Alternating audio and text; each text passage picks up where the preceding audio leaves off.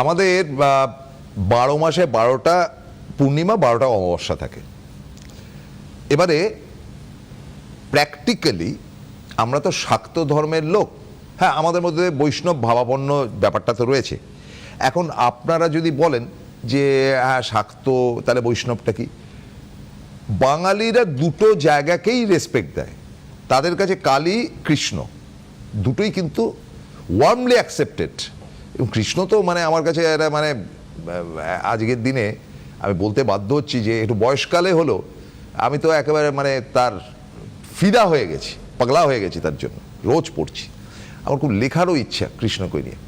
কৃষ্ণ নিজে শাক্ত ছিলেন ব্যক্তিগত জীবনে, কিন্তু কৃষ্ণের একটা অঙ্গ নিয়ে নিমাই এবং নিতাই তারা এই বৈষ্ণব ব্যাপারটা করেছিল, ভালো করেছিলেন। কিন্তু আমরা যেহেতু শাক্ত পরিবেশের জায়গা এবং যেহেতু আমরা কালীভক্ত মূলত, সেহেতু আমাদের অমাবস্যাগুলো প্রায় প্রত্যেকটা এলাকাতে, পশ্চিমবঙ্গের প্রত্যেকটি এলাকাতে কালী পুজোটা কিন্তু হয়। আর এবারে তো সাংঘাতিক ফলোহারিণী কালী পুজো, মানে কালী পুজোর কতগুলো স্পেশালিটি থাকে, তার মধ্যে ওয়ান অফ দ্য বেস্ট হচ্ছে গিয়ে ফলোহারিণী কালী পুজো। এটা নিয়ে হয়তো অনেক অনুষ্ঠান করেছেন, কিন্তু আমার অনুষ্ঠানটাও আপনারা দেখবেন, কারণ আমার অতিথি তো সাংঘাতিক বক্তা, তিনি দেবাচার্যজি। ওয়েলকাম। একদম, সবাইকে নমস্কার, শুভ অক্ষয় তৃতীয়া প্রত্যেককে। হ্যাঁ, অক্ষয় তৃতীয়া। হ্যাঁ একদম। তো হ্যাঁ অবশ্যই আগের মাসে বলেছিলাম যে এই অমাবস্যাটা নিয়ে আমি হয়তো সেরকম কিছু বলছি না, কিন্তু সামনের অমাবস্যা সবাই গেল একটা অমাবস্যা, তার সাথে সাথে আমি বলি যে এবারের অমাবস্যাটা রিকোয়েস্ট প্রত্যেককে যে যেখানে দেখুন যেভাবে পারুন ফলও হারিনি, মানে বুঝতেই পারছেন ফল দেওয়ার জন্য অ্যাকচুয়ালি ব্যাপার, আমরা তো এটাই ভাবি। তো অবশ্যই মার কাছে তো প্রার্থনা করার জন্য, বা আমরা স্কুলে যদি ছুটি চাই তার জন্য একটা অ্যাপ্লিকেশন করতে হয়, বা যেখানে যাই করি না কেন একটা আর্জি জানাতে হয়, অ্যাপিল তো জানাতে, একটা অ্যাপিল জানাতে হয়। তো ওই অ্যাপিলটাই ভাববেন যে মার কাছে সেই ডেটটা একটা মোক্ষম ডেট।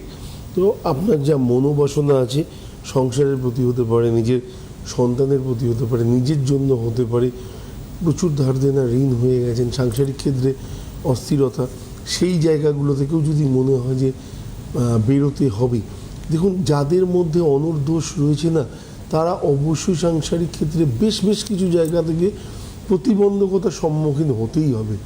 তাদের হয় বৈবাহিক জীবনটাকে নিয়ে একটা কি বলবো অনিশ্চয়তা, তা নাহলে পরে কর্মজীবনে কাজ করতে করতে সেখানে হঠাৎ পতন, সেখান থেকে প্রায় 6 মাস 1 বছর 1.5 বছর জবলেস থাকা। আমরা এমন অনেক অ্যাক্টরদেরকেও চিনি যারা দীর্ঘদিন ইন্ডাস্ট্রির সাথে যুক্ত, কিন্তু হয়তো কোনো কাজের সাথে যুক্ত নেই। তো এই জিনিসগুলো আমাদেরকে প্রত্যেকে যার লাইফে যায় সে বুঝতে পারে। অনেক সময় থাকে যে বাস্তু রিলেটেড কিছু সমস্যা, মানে আমি বলবো যা সমস্যা আছে এই অমাবস্যাটাতে, সামনের অমাবস্যাটাতে, ফলোয়ারিণী অমাবস্যাটাতে কোনো কারণে মিস করবেন না, এটাকে কাজে লাগান। আলটিমেটলি আমাদের লাইফে দুটো জিনিস আছে, একটা হচ্ছে কর্ম, একটা হচ্ছে পুজো। তো পুজোটাই যদি সবসময় কর্ম হয়ে যায় তাহলে মুশকিল, কর্মটাকেই পুজোতে কনভার্ট করতে হবে। যদি করতে পারি তাহলে সেক্ষেত্রে দেখবেন যে আমি শুধুমাত্র পুজো করে যাব কিছু চাইবো না, আমি কাজের মধ্যে দিয়ে কিছু তো করি, তার জন্য সেই চেষ্টাটাকেও পুজো বলে। তো সেই চেষ্টাটা করার চেষ্টা করুন। আমার মনে হয় লাইফটা ইউটার্ন নিতে বেশি দিন টাইম লাগবে না, এবং ভগবান চাইলে 1 মিনিট বা 1 সেকেন্ডে ইউটার্ন নিতে পারে। আমাদের প্রত্যেকের লাইফে প্রত্যেকের জায়গা থেকে বলি, আমরা যতই বলি এক্সপেকটেশন নেই, কোথাও না কোথাও কিছু না কিছু সুপ্ত বাসনা মানুষের মধ্যে এক্সপেকটেশন থাকে, বাদবেই, কারণ আমরা তো ভগবান না, আমাদের মধ্যে তো সেই জায়গাটা আমরা তো আগে থেকে কিছু তৈরি করে রাখিনি। আমরা যা করছি সব কিছু এখনই করছি।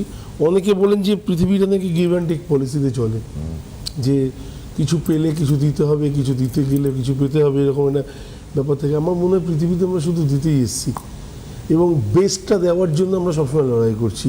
পাওয়া যাই পাই না কেন সেটা নিয়ে আমরা কখনোই এখান থেকে যেতে পারবো না, কিন্তু আমরা যেগুলো এখানে দিয়ে যাব প্রতিটা জিনিস এখানেই থেকে যাবে। তো এটা একটা পার্টিটা, এটা সম্পূর্ণ আমার ব্যক্তিগত ধারণা।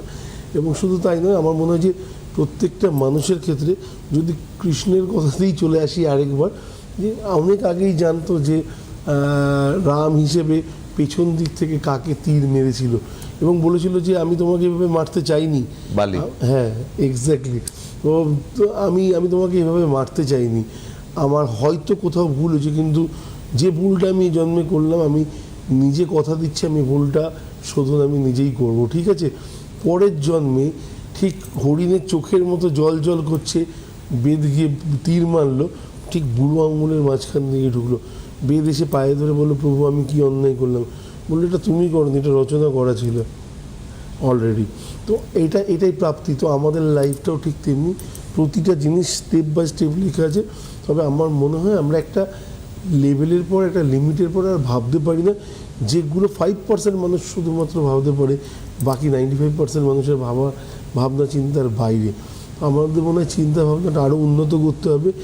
মানে পাশাপাশি বাড়ির লোকের সাথে শুধুমাত্র দ্বন্দ্বে পড়ে থাকলে হবে না, যতটা পারবেন অ্যাভয়েড করবেন। বাকি নিজের পরিবারকে যেন সুখ স্বাচ্ছন্দ্যে থাকতে পারে, ভগবানের প্রতি নিজের দায়িত্ব যতটা আছে, অ্যাটলিস্ট সারাদিনের নামটা যেন জীবের মধ্যে লেগে থাকে, তাহলেই যথেষ্ট।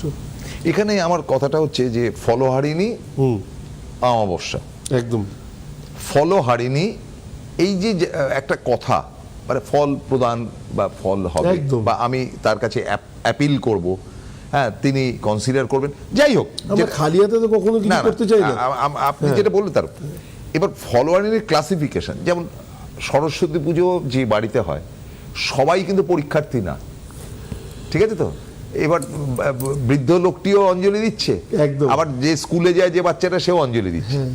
তো এখন প্রশ্ন থাকতেই পারে যে ভাই না, সরস্বতী কিসের দেবতা আমাকে আগে ভাবতে হবে, যে বয়স্ক মানুষটা দিচ্ছে তিনি কেন দিচ্ছেন? সরস্বতী শুধুমাত্র বিদ্যার জন্য নয়, বিদ্যে এবং বুদ্ধির জন্য।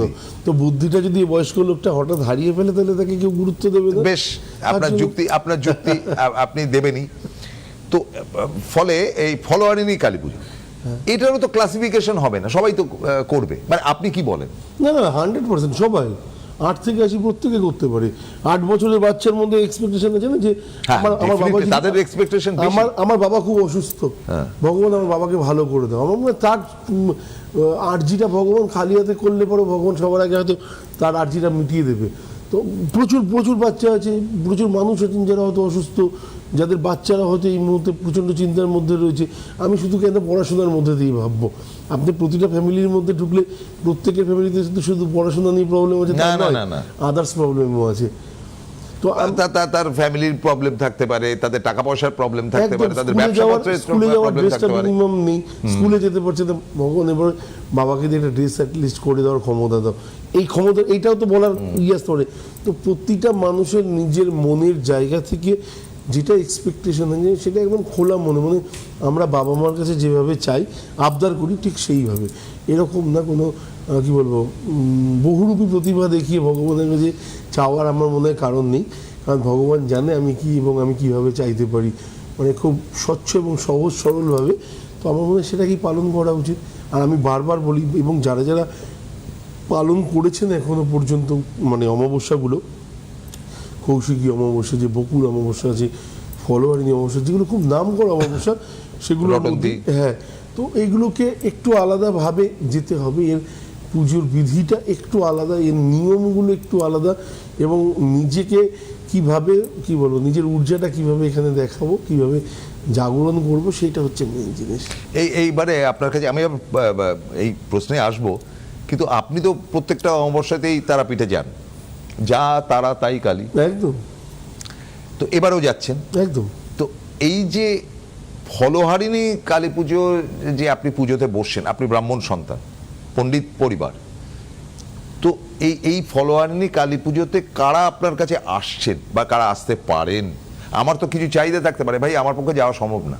না, একদম। দেখুন, যারা যারা আপনি এবারে ভিডিওটা আমার দেখেছেন কিনা লাইভ বলছি, বহু মানুষ এসছেন এবং তারা আহুতিও দিয়েছেন লাস্ট টাইমে, এবং শুধু তাই না, অনেকগুলো কাজও থাকে যারা আসতে পারেন না, যাদের যাওয়া সম্ভব না।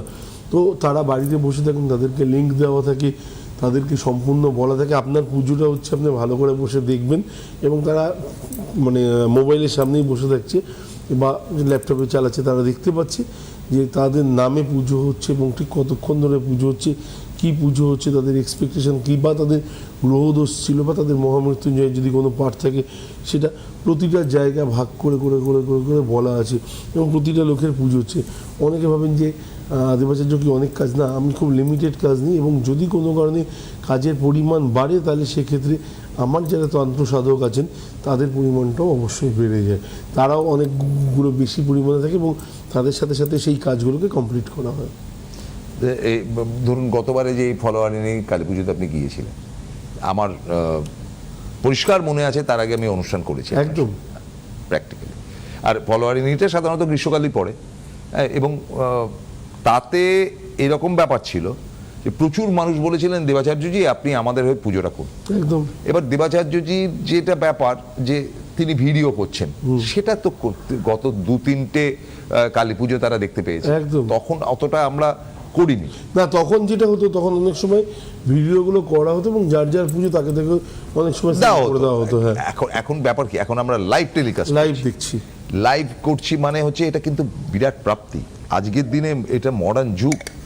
আপনি লন্ডনে খেলা হচ্ছে ফুটবল, ম্যানচেস্টার আর চেলসির, আপনি ঘরে বসে দেখছেন, এগুলো তো আমরা ভাবতেই পারতাম না। না, আপনি যদি খেয়াল করেন মানে সেই সময় আমার অ্যাটলিস্ট 5 থেকে 6 জন কিন্তু বাইরের কান্ট্রিতে আছেন, কানাডাতে রয়েছে, ইউরোপে রয়েছে, মানে যারা যারা বাইরে রয়েছেন তারাও সেই সময় লাইভ কিন্তু দেখছিল। হ্যাঁ, তাদের দেখার জন্য এবং এবারেও রয়েছে মাস্কাট থেকে একজন ভদ্রলোক রয়েছে, মুম্বাই থেকে ছিল, বাইরের যারা রয়েছেন তারাই বরঞ্চ বেশি।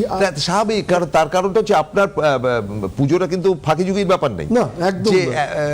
12:30-1টার মধ্যে পুজো শেষ হয়ে যাবে, প্রসাদ বিতরণ হয়ে যায়, আপনি সেই কারবারই নন। প্রতিবার 3 ঘন্টা 3.5 ঘন্টায় কমপ্লিট হয়। লাস্ট অমাবস্যায় আমার প্রায় 5 ঘন্টার উপর পুজো হয়েছে। তো আমি কাউকে খাটো করছি না যে শর্টকাটে যারা একদমই পুজো না। করে তাদের, কিন্তু আমি দেবাচার্যের দিকে রয়েছি বলে আমি তাকে নিয়েই আলোচনা করব। একদম। তো এই সময়টা দেখুন 12 ঘন্টা পিছিয়ে যান, ওদের তখন কিন্তু আফটারনুন, ঠিক আছে তো? একদম। ওরা কিন্তু অফিসটাকে সেদিনকে অফ রেখে হোক বা যে করেই হোক, বা অফিসে বসেই তার কিন্তু অনুষ্ঠানটা দেখছে, ওখানে প্রণাম করে বেচারা, ওদের ওখানে তার কালী পুজো হয় না। হ্যাঁ, বা মাসকাটে ধরুন 4 ঘন্টা বা 5 ঘন্টা পিছিয়ে দিন, তার মানে হচ্ছে রাত্রি 9টা-10টা আইডিয়াল টাইম, একদম এসে টেসে চুপ করে বসে তারা পুজো দেখছে। এমনও বহু লোক রয়েছে আমি জানি যে আপনার এই অনুষ্ঠান, মানে আপনার এই লাইভ টেলিকাস্ট দেখার জন্য সারাদিন তারা উপোস করে থাকেন। ওই যে আপনি যেভাবে বলেছেন যে আচ্ছা চাটা খেতে পারেন বা জলটা খেতে পারেন, যা যা বলেছেন, এবং সন্ধ্যের পর আপনি যখন পুজোতে বসেন তারা স্নান করে পরিষ্কার বস্ত্র পরিধান করে একদম তারা ওই ইয়েটাকে অনেকেই এখন টিভির সঙ্গে কানেক্ট করে দিচ্ছে, পুরো টিভি জুড়ে দেখা যাচ্ছে ফুল ফ্রেমে।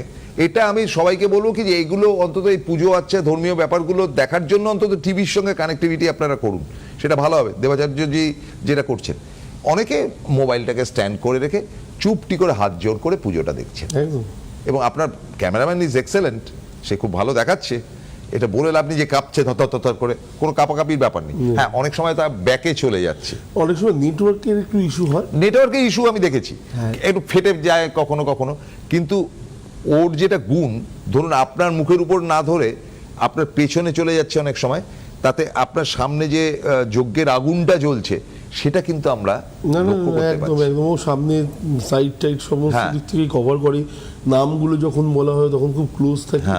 এবং আমাদের যিনি মানে ফার্স্ট যিনি পুরোহিত, প্রথম পুরোহিত হিসেবে বলি, তো তার উচ্চারণ বা তার, তিনি একজন মঠের মানুষ এবং তার সেখান থেকে সিদ্ধিলাভ মানে এক্সট্রা মানে আস্তে আস্তে এগিয়েছেন। তো প্রতিটা জায়গাতে তার কাজের একটা অবশ্যই কী বলবো জায়গা, এবং শুধু মন্ত্র উচ্চারণটা আপনি দেখবেন তার, আমি আপনাকে খুব দায়িত্ব নিয়ে বলবো একদম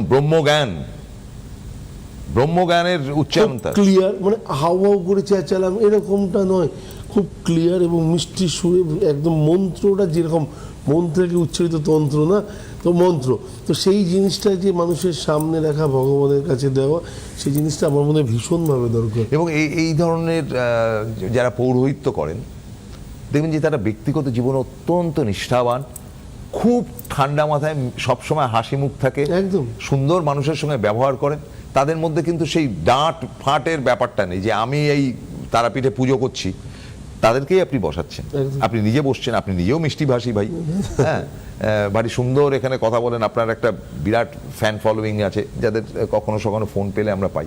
এবার ওভারঅল আমি জায়গাটাতে আসছি, দেখুন যেটা আমরা জানি সেটা আপনি বললেও বাস্তব, আপনি না বললেও বাস্তব, সেটা যে ভোটটা শেষ হবে তেলের দাম বাড়বে, কারুর মানে পিতার ক্ষমতা নেই সেটাকে আটকাতে পারে, কারণ সম্ভব না, সারা বিশ্বে বেড়ে গেছে, আমারটা আটকে রেখে দেওয়া হয়েছে যে এটা ব্যাড ইমপ্রেশন আছে, দেখি না কি হয়। একটা চাপের মধ্যে থাকা, ভারতবর্ষে তো কোভিডের টাইমেও গেছে, কম লোক মরেছে। তো এই যে ব্যবসার উপর একটা বিরাট চাপ আসতে চলেছে, মানে তেল একটা এমন কানেক্টিভিটি, ওটার দাম বাড়া মানে হচ্ছে সব কটার দাম বাড়বে, বাড়বেই। এবং তার কোনো মা বাপ থাকবে না। ফলে এই যে জিনিসপত্রের দামটা মাঝখানে কমে গিয়েছিল না, সমস্ত জিনিসের দাম কমে যাচ্ছে, এই খবর এই লাস্ট বাজেটের পর বাজেটটা ফ্লপ করবে, কারণ আপনার করার কিছু নেই। না, এবার দেখুন, নীতিগত জায়গা থেকে বাংলাদেশকে আমরা চরম সমালোচনা করেছি, কারণ একটা অগণতান্ত্রিক জায়গা, তাদের জঘন্য ব্যাপার স্যাপার করেছে। আজকে গুড রিলেশন, সেখানে আপনারই এক্স এমপি সেখানে যাচ্ছেন, কি বলে, হাই কমিশনার হয়ে যাচ্ছে, ফলে একটা রিলেশন ভালো, তাদেরকে তেল দিতে হবে। তো এরপরে ব্যবসায়ীদের কি অবস্থা? কারণ ফলোয়ারিনে কালী পুজো হোক ব্যবসায়ীদের স্বার্থে, এইবার আমার প্রশ্নটা তাই। না অবশ্যই, মানে যারা যারা, মানে শুধুমাত্র আমি বলবো যে বাঙালি কমিউনিটি এই পুজোটা করে তা তো নয়, না না, সব প্রত্যেকটা কমিউনিটি যারা যারা মানে অ্যাটলিস্ট এই শাস্ত্র বিষয়ে সচেতন তারা অবশ্যই আছেন। এবং কিছু কিছু ক্ষেত্রে আপনি দেখবেন যে নিজের ব্যবসার জন্য, নিজের চাহিদার জন্য, নিজের এক্সপেকটেশনের জন্য মানুষ এই পুজোগুলোকে করে থাকে। এবং দ্রব্যমূল্য বৃদ্ধির সাথে আপনি যদি বলেন এই পুজোটার কোনো রকম সম্পর্ক আছে নাকি, মানুষ জানে যে আমার জায়গাটা, আমি যে বিষয়টার উপর এগোচ্ছি সেটাকে অ্যাটলিস্ট ভালো চলতে হবে, তাতে দাম বাড়ুক তাতে দাম কমুক, মানুষ যেন আমার কাছে আসে। ব্যবসায়িকদের মোটো যেটা বলবেন সেটা হচ্ছে এটাই। তো সেই জায়গা থেকে সে নিজের যে অফিস বলুন, নিজের দোকান বলুন, বা নিজের ব্যবসার স্থান বলুন, সেটাকে আরও বেশি শক্তিশালী করার জন্য যার আশ্রয় নেন অবশ্যই মা তারা। এবং এই দিনটাতে ফলোয়ারি অবশ্যই মা তারা আরও বেশি জাগ্রত, তার কাছে নিজের আর্জিটা জানাতে মানুষের কোনো অসুবিধা নেই, তার জন্যই তারা জানে। তো এইটাতে কি করতে হবে যদি একটু ফরমেশন বলে দেন। মানে আমি বলছি যে জেনারেলাইজ আপনি একদম, আমি স্টেপ বাই স্টেপ এই সপ্তাহটা সামনের সপ্তাহটা ফলোয়ারি নিয়ে অমাবস্যা নিয়েই বলবো। শুধু তাই নয়, এবং ফলোয়ারি নিয়ে অমাবস্যার যে যারা যারা অনেক বয়স্ক মানুষ আছেন যারা বাড়িতে বসে থাকবেন, ওই যে যাদের কথা বললাম একদম, তারা কি কি করবেন, তারা যদি কোনো কারণে মোবাইলে সেই লিঙ্ক খুলতেও না পারেন, বাড়িতে বসে কিভাবে পালন করবেন সেটা বলে দেবো। না, মোবাইলের লিঙ্ক খুলতে হবেই, এটা হচ্ছে পরিষ্কার কথা। কে খুলতে পারেনি না, প্রত্যেকে চেষ্টা করবে। দেখুন দেবাচার্যজি, আমরা কাউকে তো মানে দুঃখ দিতে চাই না, তারা প্রত্যেকে চেষ্টা করবে, একদমই নয়। এবং যেদিনকে ফলোয়ারি কালী পুজো, আপনাদের দর্শকদেরকে আমি বলতে চাই, একটি বার্তা দিতে চাই যে আপনারা কিভাবে এটা দেখবেন, প্রথম সেটা দেবাচার্যজির কাছ থেকে কিভাবে দেখবে এটা একটু বলে দিন। না, লিঙ্কটা তো মোবাইলে পাঠিয়ে দেবো, এবং হোয়াটসঅ্যাপে দেখবেন আমার দুটো নাম্বার আছে, একটা 93395 একটা 2386, একটা হচ্ছে 9051607602। তো এই দুটো নাম্বারের মধ্যেই দেখবেন স্ট্যাটাসে লিঙ্ক দিয়ে দেওয়া থাকে বিকেল 5টার পর থেকে। ওই লিঙ্কটাতে গিয়ে ক্লিক করবেন, দেখবেন সোজা আপনারা ঢুকে যাবেন। এবারে হ্যাঁ, যজ্ঞ শুরু হয়নি, তার আগে যদি দেন তাহলে শুধুমাত্র থাম্বনেলটা দেখাবে, মানে ছবিটা দেখাবে, আর তারপরে যদি হ্যাঁ, একটা থাম্বনেল ওখানে কনস্ট্যান্ট থাকে। হ্যাঁ, এবারে যখন প্রোগ্রামটা স্টার্ট, যেই লাইভ শুরু হবে ওটা সরে যাবে, এটা ঢুকে সরে যাবে, প্রোগ্রামটা দেখতে পাবেন। এটা গেল এক নাম্বার। খুব ইজিলি যারা ইউটিউব দেখেন তারা দেখতে পাবেন, এবং যাদের মোবাইলে ইউটিউব আছে, প্রত্যেকের মোবাইলেই আছে, তারা শুধু স্ট্যাটাসে গিয়ে ক্লিক করলে অটোমেটিক ইউটিউবে গিয়ে ঢুকে যাবেন। এটা গেল একটা জায়গা। দ্বিতীয় হচ্ছে, যারা জানেন তাদের তো আলাদা করে বলার কিছু নেই। থার্ড হচ্ছে, বুধবার থেকে 3টে থেকে 4টে অবধি 1 ঘন্টা টাইম রাখা হবে এই ফলোয়ারি অমাবস্যা সম্পর্কে। যদি কারোর স্পেশালি কিছু জানার থাকে, একদম জানার থাকে, সে ফোন করতে পারেন। আজকে একদমই নয়, মানে আমি বলবো যে দর্শক বন্ধুদের, বুধবার উনি বলেছেন 22শে এপ্রিল, একদম 22শে এপ্রিল, আবারও বলছি 22শে এপ্রিল কটা থেকে দেখবে? 3টে থেকে 4টে, 3টে থেকে 4টে, 22শে এপ্রিল 3টে থেকে 4টে, বুধবার উনি বলে দিয়েছেন। কিন্তু তো ওই সময় আপনারা ফোন করে জানতে পারেন। প্রত্যেককে যারা যারা ফোন করেন, আপনারা আগেও জানেন, বহু মানুষ যাদেরকে এই পুজোর বিধি সম্পর্কে, আমি শুধু এই পুজোটা বলে নয়, ফলোয়ারিং বলে নয়, কৌশিকীতেও করেছি, নর্মাল অমাবস্যায় করেছি, পূর্ণিমায় করেছি, গণেশ পুজোয় করেছি, প্রত্যেককে একটা করে পিডিএফ পাঠিয়ে দিই, যে পিডিএফটাতে সম্পূর্ণ ডিটেলস লেখা আছে। কি মন্ত্র উচ্চারণ করা হবে, কি করা হবে, নারী হলে কি করা উচিত, পুরুষ হলে কি করা উচিত, স্টেপ বাই স্টেপ পুরোটা ভাগ করে লেখা থাকে। তো সেই জিনিসটা আমার মনে হয় হাতের কাছে থাকলে খুব ইজিলি আপনি জিনিসগুলো মানতে পারবেন এবং জিনিসগুলো করতে পারবেন, সেক্ষেত্রে কোনো রকম সমস্যা থাকবে না। আর বাকি সম্পূর্ণটা আপনি একজনকে আহ্বান করছেন সেই হিসেবে করুন, একজন দেবীর পুজো করছেন সেই হিসেবে করুন, আর নিজের মনের প্রতি নিষ্ঠা আছে একটুখানি রেখে করুন, পুজো এমনি কমপ্লিট হবে। আর এই একই পুজো মানে ধরুন এবারে ওই আমি প্রত্যেকবারই বলি যে আপনাকেই বকলমা নিতে হবে, কারণ সবার পক্ষে যাওয়া সম্ভব না। তো সেটার জন্য আমি নিশ্চয়ই অনুরোধ করতে পারি যে যারা যারা পুজো দিতে চাইছেন, পুজো দিতে চাইছেন বা বিভিন্ন বা দোষ আছে, বিভিন্ন প্রতিকারের ব্যাপার থাকে, একদম প্রতিকারের ব্যাপারটা কিন্তু উড়িয়ে দেওয়া যাচ্ছে না। ধরুন আমি এই ফলোয়ারিনী কালী পুজো অবশেষে এলো, আমি সারা বছর বসে আছি, ফল পাওয়ার জন্যই তো ফলোয়ারিনী কালী পুজো। 100%। তাহলে আমার ভাই ফল পাচ্ছি না, আমার চারিদিক থেকে মার খাচ্ছি, এইদিকে মার খাচ্ছি, ওদিকে মার, যা ধরছি উল্টো হচ্ছে, বাস্তুতে গন্ডগোল হচ্ছে। তো এই যে স্টেপগুলো, তো আমি তো আমার মার কাছে কিছু চাইতে পারি যে ভাই দাও, তাহলে এটা পুজোর একটা ব্যাপার রয়েছে, ফর্মালিটিস রয়েছে যে অনেকে পুজো দিতে চান। দ্বিতীয় ব্যাপারটা হচ্ছে যে আপনি মানে পণ্ডিত এই জায়গাটাকে সরে গিয়েও আপনি একজন নামজাদা অ্যাস্ট্রোলজার, আপনি তাদের হরোস্কোপ দেখেছেন, প্রবলেম রয়েছে, প্রতিকারের জায়গাটা আপনি সিলেক্ট করবেন এবার ফলোয়ারিনী কালী পুজো। তো সুতরাং তাদেরও তো ওটা প্রতিকারের কাজটা হবে। আমি আমি আপনাকে একটা কথা এটা বলি। একটু বলুন। আমি প্রথম কথা হচ্ছে আজ অবধি কোনো কি বলবো কেউ আমাকে বলতে পারবেন না আমি প্রতিকার লিখে দেওয়ার পরে তাকে বলেছি যে আমার থেকে নিতে হবে বা আমার কাছে করতে হবে। না সেটা লেখেন। হ্যাঁ, আমি কখনোই বলি না, বা পুজো দিলে পরেও আমি জানি তার এলাকাতে বহু মানুষ আছেন, তার কাছ থেকেও তিনি গিয়ে পুজোটা করাতে পারবেন। বা পৃথিবীতে রেমেডি দেওয়ার মতো একমাত্র আমি নই, পৃথিবীতে আরও মানুষ আছেন যারা বিভিন্ন রকম, স্টোন টোনের ব্যাপারে যদি যায় তাহলে প্রচুর মানুষ আছেন। আমি শুধু বলি যে যদি আপনার মনে হয় আপনি বাইরে থেকে নেবেন, নিতে পারেন। সেকেন্ড অপশন যদি মনে করেন আমাকে, আমার কাছ থেকে নিতে পারেন। এটা হচ্ছে টোটালটা আপনার উপরে। কোনো কারণে বাধ্যতামূলক ব্যাপারটা আমি কারোর মধ্যে রাখতেও চাই না, চাপাতেও চাই না, কারণ প্রচুর মানুষ আছেন যাদের গৃহ মানে কুলপুরোহিত আছেন, তাদেরকে দিয়েও তো সে কাজ করতে পারবে। কারোর জায়গা থেকে কখনো আমি নিজের কাছে কোনো জিনিসকে টেনে আনতে আজ অবধি পছন্দ করিনি, আগামী দিনেও করব না। শুধুমাত্র আমার মনে হয় বিধি নিষেধ যে জিনিসগুলো থাকে সেগুলোকে জানা উচিত। দ্বিতীয় কথা হচ্ছে কোনো জিনিস আমি একটা স্টোন ব্যবহার করব, সেটাকে কোন প্রচারে শোধন করলে পরে তার এফেক্ট আমার লাইফে বেশি আসতে পারে, এইগুলো জ্ঞান তার মধ্যে যদি থাকে তাহলে পরে আপনি কিনে এনে বাড়িতে একটু খরচা হবে, কিন্তু একটু শোধনটা ভালো করুন। পাথরটার কে শোধন করে দেবে? পাথরটার মধ্যে প্রাণ প্রতিষ্ঠা করুন।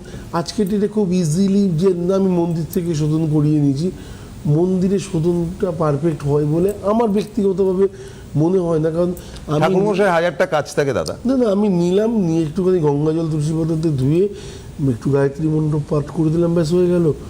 আমি শনিদেবের একটা নীলাকে শোধন করে দিলাম শুধু গায়ত্রী মন্ত্রের দ্বারা। তো প্রতিটা জায়গাতে যদি আমার মনে হয় এই যে কিছু কিছু জায়গায় কিছু কিছু মানুষ একটু অসৎ উপায় অবলম্বন করে নিচ্ছেন না, তার জন্য জ্যোতিষ সম্প্রদায়টারও নাম একটুখানি কোথাও না কোথাও বদনাম হয়েছে, ডাউন হয়। এবং আমার মনে হয় যে প্রত্যেকটা জ্যোতিষী খারাপ কখনো হতে পারে না। প্রত্যেকের মধ্যে একটা আলাদা করে পৃথিবীটাকে দেখার বা নিজের যে ক্লায়েন্ট আছেন তাকে দেখার, তাকে বেস্ট সার্ভিস দেওয়ার ইচ্ছে প্রত্যেকের মধ্যে আছে।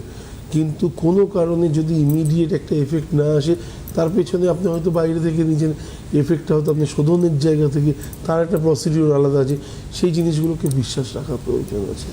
অনেক ধন্যবাদ দেবাচার্যজি। আমরা তাহলে মোদ্দা যে কথাটা প্রথম পর্ব আজকে ফলোয়ারিনী কালী পুজোর আমরা যেটা করলাম, আরও এই ব্যাপারে আমরা আলোচনা করব, কারণ এখনো কয়েকটা দিন বাকি আছে।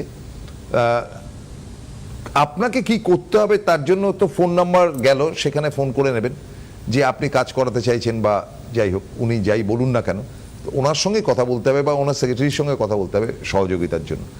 আজকের মতো শেষ করছি, আমরা আগামীকাল ঠিক সকাল 10:30টায় ফিরে আসবো। নমস্কার। নমস্কার।